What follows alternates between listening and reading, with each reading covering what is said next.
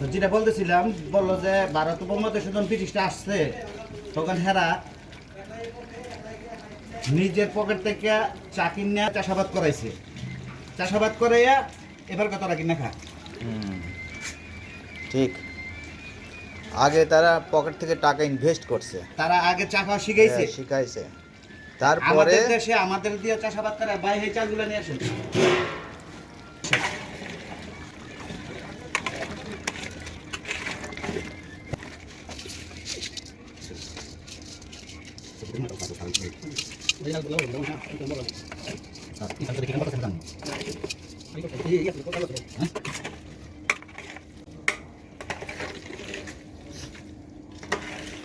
রান্না করা এত পরিশ্রম, গরমের ভিতর সে রান্না করছে, প্রচুর তার ধৈর্য।